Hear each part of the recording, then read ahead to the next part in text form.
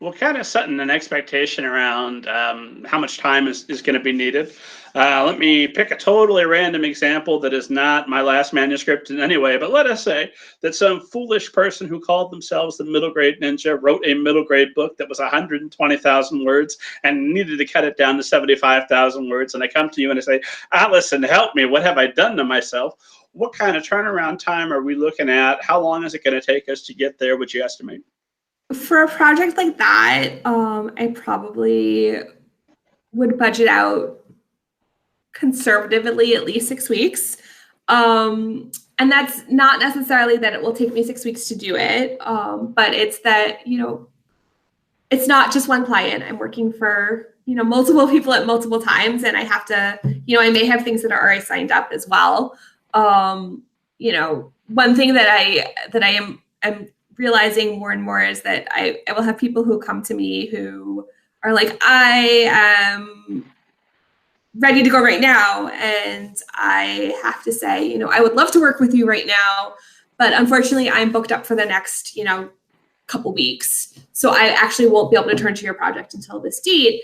And I think that's also another important thing to kind of analyze when you're looking at freelance editors. If you need somebody urgently, you may be able to get somebody urgently, but they have other, they have other obligations as well, and they may not be able to turn to your project right now.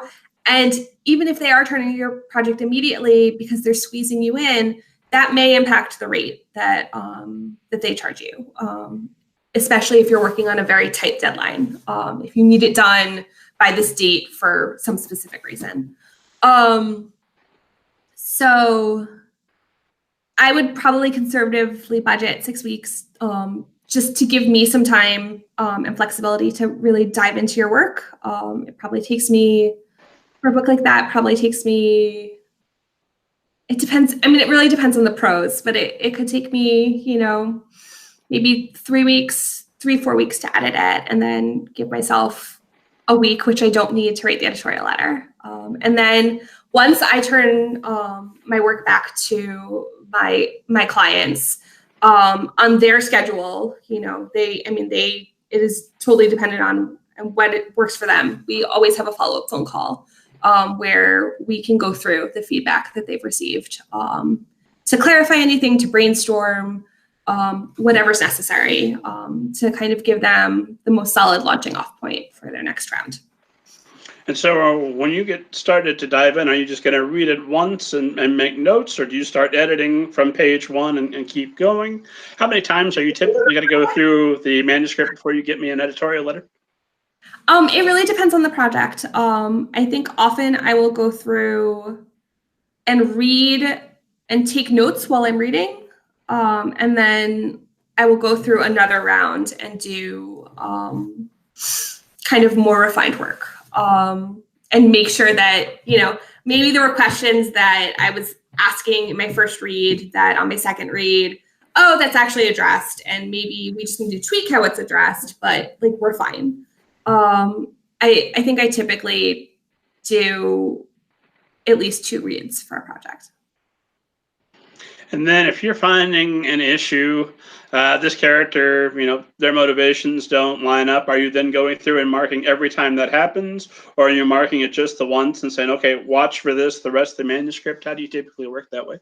I'm probably marking as I'm going through when it is striking me. So it may not be every time, but I may mark it a few times. And then maybe by the 3rd time, you get the picture. So I'm not going to necessarily give you, I can't do the work for you, I would say. But I will certainly give you some instances. And then from there, in the editorial letter, kind of give you some broader ideas to think about, how you might address it. It doesn't mean it's necessarily the right way to do it. It might not be the way that clicks for you. You might find another way to address that problem, and that's fine. But it's kind of getting your brain in the right place to kind of think about solving